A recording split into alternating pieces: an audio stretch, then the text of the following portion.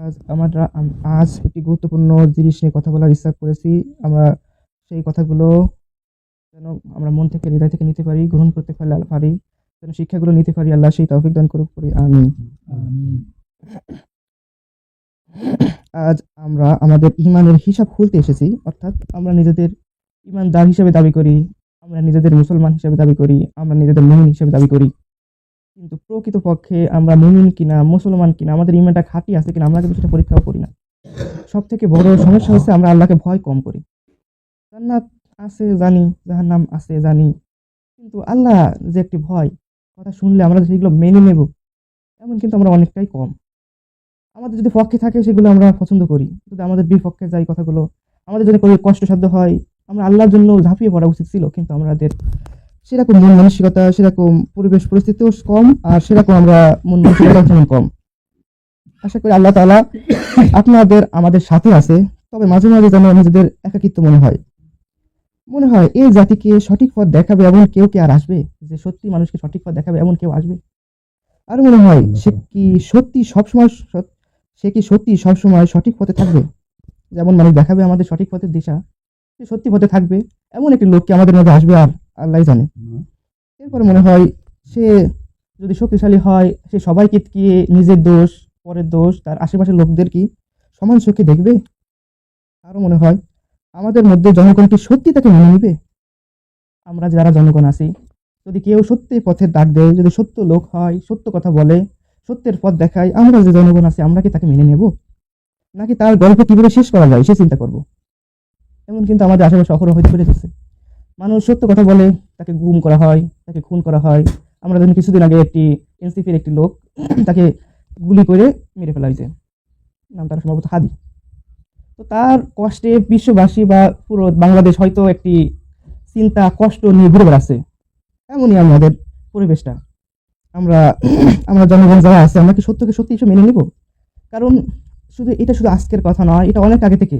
যখন জাহান্নামবাসীদেরকে জানানো হবে তোমরা জাহান্নামে কেন আসলে, তোমাদের কাছে কি সতর্ক করে যায়নি? কেউ বলবে হ্যাঁ এসেছিল, কেউ বলবে তাদেরকে আমরা মিথ্যা প্রতিপন্ন করেছি, কেউ বলবে হয়তো তাদেরকে আমরা মেরে ফেলেছি। এমনই পরিবেশটা, এমনই ভাবে দিনগুলো যাচ্ছে হয়তো। তো প্রশ্ন এখানে, আমাদের মধ্যে যদি সত্যি কেউ নিয়েও আসে, আমরা কি তাকে মেনে নেব? এরপর নাকি তার গল্প শেষ কিভাবে করা যায়, তাকে ওখান থেকে কিভাবে সরাই দেওয়া যায়, আমরা সেই কথা ভাববো। এরপর তার সাথে হকের পক্ষে দাঁড়ানোর মতো লোক কি থাকবে? সত্যি কি থাকবে? আমরা কি থাকবো তার পাশে দাঁড়ানো? তার সুখে, তার দুঃখে, তার কষ্টে পাশে কি দাঁড়াবো? নাকি সেও একাকিত্ব অনুভব করবে, যে আমি একা এসেছিলাম, একা যেতে হবে, আমার পাশেও কেউ নেই? এরপর আরো একটি প্রশ্ন আসে, তা হচ্ছে নাকি একদল মানুষ তাকে সঠিক পথে যেতে সাহায্য করবে তো না, আরো তাকে পরিবেশ ভালো না বা মানুষ অখুশি হবে, এটা করা যাবে না, ওটা করা যাবে না বলে তার হিম্মতকে দুর্বল করে দেবে। এরপর ভাবুন তো, আপনি এদের ভিতরে কোন দলের? আপনি কি এই লোকদের মতো, এই লোকদের ভিতরে কোন দলে সামিল হন? কারণ কিয়ামতের দিন বলবে তোমার আমলনামা পড়ার জন্য তুমি যথেষ্ট।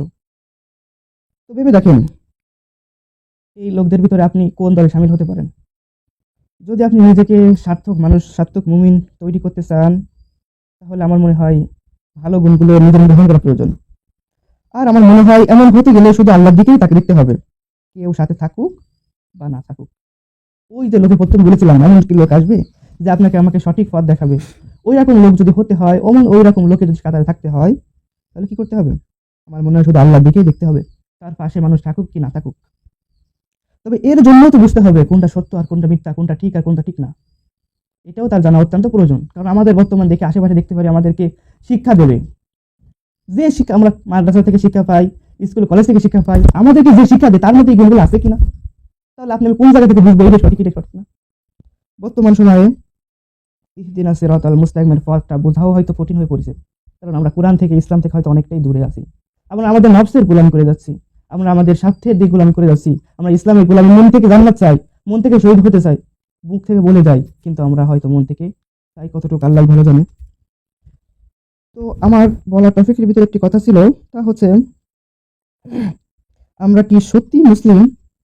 আমরা কি আল্লাহ দলের লোক? আমরা কি আল্লাহকে খুশি করতে চাই নাকি মানুষকে? আল্লাহকে বেশি ভয় করি নাকি মানুষকে বেশি ভয় করি? আমরা অনেকেই মুখে বলি, কিন্তু আমাদের কিভাবে বুঝবো? একজন রাজমিস্ত্রি যদি এসে বলে যে আমি রাজমিস্ত্রি, আমরা কি বিশ্বাস করি? বিশ্বাস করি না। সে যদি কাজ করে, ইটের দেওয়াল তৈরি করে, তাকে বলি আমরা রাজমিস্ত্রি। যদি কাঠের দেওয়াল তৈরি করতে পারে তাকে বলি কাঠমিস্ত্রি। আমরা শুধু যদি মুখেই বলি যে আমরা মুসলমান, আমরা মুমিন, কাজ হবে? কাজ হবে না। এটা আমাদের কাজ কর্মের মাধ্যমে পরিণত করতে হবে। আমরা আল্লাহ মুহাম্মদ কি নাম জানি, রহমান, রহিম, কাহার। তিনি কি শুধু শুধু নাম দিতে? আমরা জানি আমাদের অনেকে হয়তো নাম রাখে সাদিক, সত্যবাদী, হয়তো সে মিথ্যে কথা বলবে, এমন কি নাম? আমরা যে নাম রাখি মুসলমান, আমরা আল্লাহকে ইবাদত গুলো হয়তো ঠিকভাবে করি না, আমাদের কাজটাকে আমরা প্রাধান্য দিই, তাহলে আমরা কি সেই মুসলমান? আল্লাহ রহমত করে, তিনি রহমান, তিনি ওই সময় কঠিন হবে বলে কাহার। আমাদের ইটের দেওয়াল তৈরি করে তাকে আমরা রাজমিস্ত্রি বলি, তার কর্ম অনুযায়ী তার নাম আসে। আল্লাহরও এরকম কর্ম অনুযায়ী তার নামগুলো রাখা হয়েছে।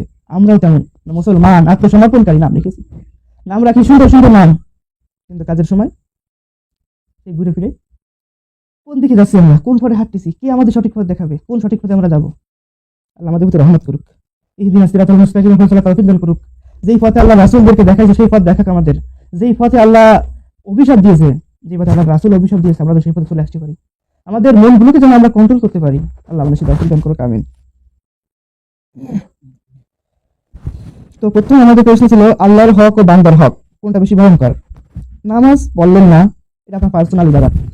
রোজা রাখলেন না, এটা আপনার পার্সোনাল পাপ। আল্লাহ ইচ্ছা করলে মাফ করে দিতেও পারে, নাও দিতে পারে। আপনি আরেকজন ভাইকে কষ্ট দিলেন, আরেকজন ভাইকে তার উপর জুলুম করলেন, সেটা কার হক? বান্দার হক। তো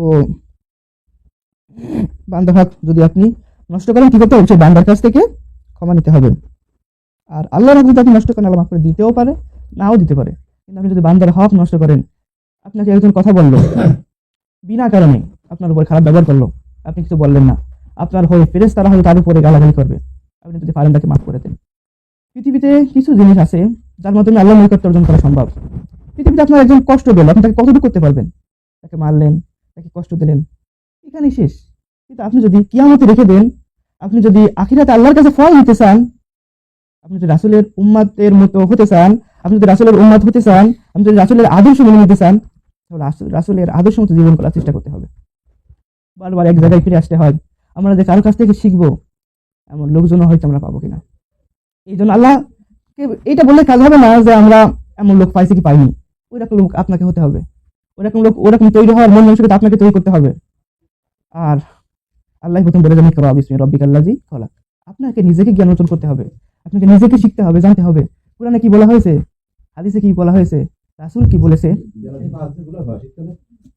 এই কথাগুলো আপনাকে নিজে জানার চেষ্টা করতে হবে। তো আমরা জানছিলাম আল্লাহর হক ও বান্দার হক। আপনি যদি আল্লাহর হক নষ্ট করে থাকেন, আল্লাহ চাইলে আপনাকে মাফ করে দিতে পারে, নাও পারে। আর বান্দার হক আপনি যদি নষ্ট করে থাকেন, বান্দার কাছ থেকে মাফ নিতে হবে। আরেকটি আমাদের শীতকাল যে চাইছে, শীতকালে আরেকটি খারাপ অভ্যাস দেখা যায়, তা হচ্ছে রাষ্ট্রীয় সম্পদ নষ্ট করা, তা হচ্ছে কারেন্ট নিয়ে চুরি করে ব্যবহার করা। এটা হচ্ছে রাষ্ট্রীয় সম্পদ। আপনি বান্দার হক যেমন নষ্ট করলে সমস্যা, রাষ্ট্রীয় সম্পদ হচ্ছে 18 কোটি মানুষ থেকে আপনার ক্ষমা নিতে হবে। যদি 18 কোটি রাষ্ট্রীয় মানুষ থাকে, সবার কাছে ক্ষমা নিতে হবে। এটা সম্ভব? সম্ভব না। একজন যদি মাফ করে দিতে পারে, না পারে, কিন্তু 18 কোটি মানুষের কাছে কিভাবে মাফ নেবেন? হয়তো এক মানুষ মরে যাচ্ছে, তাকে মাফ দিতে পারবেন? পারবেন না। এটা একটি বিশাল বড় জুলুম। এরপর হাদিসে কেন জানতে পারি কিয়ামতের দিন সবচেয়ে বড় দেউলিয়া হবে সে, মানুষের টাকা পয়সা শেষ হয়ে যাবে, দেউলিয়া হয়ে যাবে। আর কিয়ামতের ময়দানে সবচেয়ে বড় দেউলিয়া হয়ে যাবে সে, যে নামাজ রোজা জাকাত নিয়ে আসবে, নামাজ পড়বে, রোজা পড়বে, জাকাত নিয়ে আসবে, কিন্তু মানুষকে কষ্ট দিচ্ছে, বান্দার হক নষ্ট করছে, রাষ্ট্রীয় সম্পদ চুরি করছে, কারেন্ট গ্যাস পানি চুরি করছে, ঘুষ দুর্নীতি করছে, সরকারি কাজ অবহেলা করছে, অর্থাৎ বান্দার হক নষ্ট করা। এরপর আল্লাহ তাআলা বলেছেন সৎ কাজের আদেশ করো, অসৎ কাজের নিষেধ করো।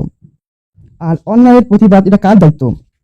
আমরা অনেকেই বলে থাকি এসব কাজ আমাদের না, এসব কাজ চুপ থাকাই ভালো। কিন্তু রাসূল সাল্লাল্লাহু আলাইহি ওয়াসাল্লাম বলেছেন, তোমাদের কেউ যদি অন্যায় দেখো, তাহলে সে যেন হাত দিয়ে প্রতিহত করে, যদি সে না পারে সে যেন মুখ দিয়ে প্রতিহত করে, তাও যদি সে না পারে অন্তত অন্তর দিয়ে তাকে ঘৃণা করে। এটা হচ্ছে ইমানের সর্বনিম্ন স্তর। যতটুকু সম্ভব সে অন্যায়ের প্রতিবাদ করার চেষ্টা করতে হবে।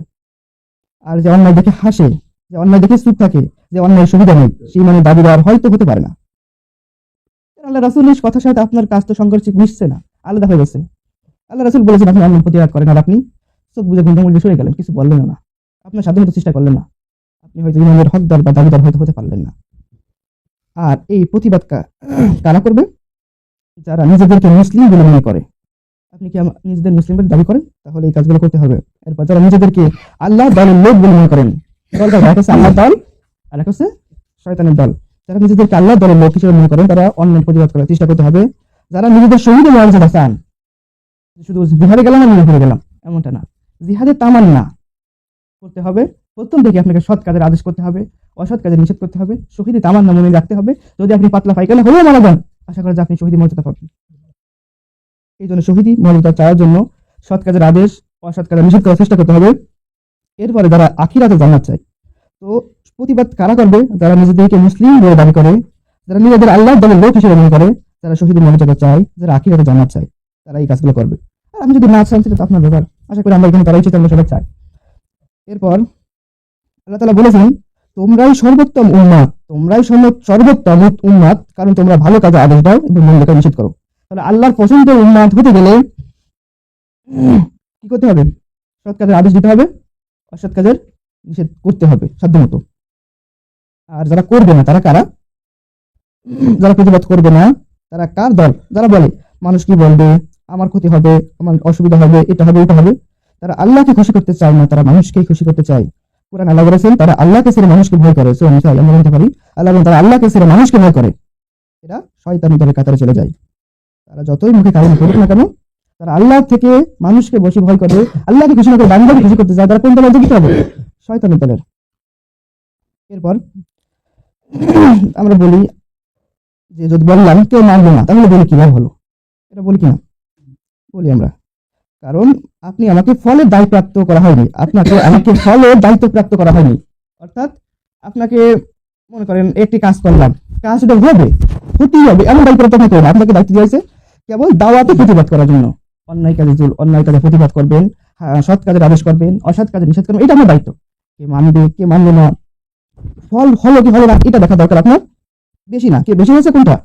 আল্লাহ যেটা আপনাকে দাওয়াত ও প্রতিবাদের দায়িত্ব, এটা আপনাকে করতে হবে। আল্লাহ তাআলা সূরার ভিতর বলেছেন ৪৮ নম্বর আয়াতে, তোমার দায়িত্ব যদি পৌঁছে দেওয়া, সাধ্যমতো কাজ করে দেওয়া। আমরা নূহ আলাইহিস সালাম ৯৫০ বছর ধরে দাওয়াত দিয়েছেন, সেখানে সবাই কি বলেছিল? সবাই মানলো না। যে মানবে তার উপকার, যে মানবে না তার ক্ষতি। জানানোর কাজ জানালাম, জানাতে হবে, যতটুকু সম্ভব চেষ্টা করতে হবে। কারণ আপনারাই হয়তো আমাকে বলছেন দিকে একদিন বলবেন যে আমাদেরকে জানাইনি। সেদিন আমাকে জিজ্ঞেস করা হবে, আমাদেরকে জিজ্ঞেস করা হবে তুমি কেন সত্য বলোনি, তুমি কেন অন্যায়ের প্রতিবাদ করলে না? হাদিস থেকে আমরা জানতে পারি জালিমকে দেখে যে চুপ থাকে আল্লাহ তাকে সাধারণ শাস্তি থেকে গ্রেফতার করেন। জুলুম হয়, যেখানে অন্যায় হয় দেখে চুপ থাকে, সাধারণ শাস্তি তাকে আটক করা হয়। আর আমরা অনেকে শহীদের মর্যাদা চাই, শহীদ হতে চাই। তো শহীদ কিভাবে হওয়া যায় বা শহীদের মর্যাদা কি ধরনের? হাদিস থেকে আমরা জানতে পারি যে ব্যক্তি জালিমের শাসকের সামনে সত্যি কথা বলে এবং নিহত হয় সে হচ্ছে সর্বশ্রেষ্ঠ শহীদ। এই জন্য সত্যের পক্ষে দাঁড়ানো, অন্যায়ের বিরুদ্ধে কথা বলা, আল্লাহ সন্তুষ্টির জন্য ঝুঁকে নেওয়া, এটাই হচ্ছে ইসলামের পথ। এই জন্য যখন আপনার আমার মৃত্যু সেই দিন চলে আসবে, যখন কবর চলে আসবে, তখন আপনার আল্লাহ ছাড়া আল্লাহকে যদি সাহায্যকারী হিসেবে না নিতে পারেন, কোনো সাহায্যকারী পাবেন না। এই জন্য দুনিয়ার সামান্য লাভের জন্য হারামকে কাছে টেনে নেন না, হারাম ভাবে বিদ্যুৎ চুরিতে ব্যবহার করবেন না। এরপর আপনার ইমানকে প্রীতি করার চেষ্টা করুন, সৎ কাজে আদেশ করুন, অসৎ কাজ থেকে নিজেদেরকে দূরে থাকার চেষ্টা করেন, আল্লাহকে ভয় করুন, সত্যবাদীদের সাথে থাকার চেষ্টা করুন। আল্লাহ এই কাজগুলো আপনাকে আমাকে জেনে বুঝে মেনে চলার তৌফিক দান করুক। সুবহানাকা আল্লাহুম্মা ওয়া বিহামদিকা আশহাদু আল্লা ইলাহা ইল্লা আনতা আস্তাগফিরুকা ওয়া আতুবু ইলাইক। আলহামদুলিল্লাহি রাব্বিল আলামিন। যারা কাবলা জমা আদায় করেনি তারা কাবলা জমা আদায় করে নিন।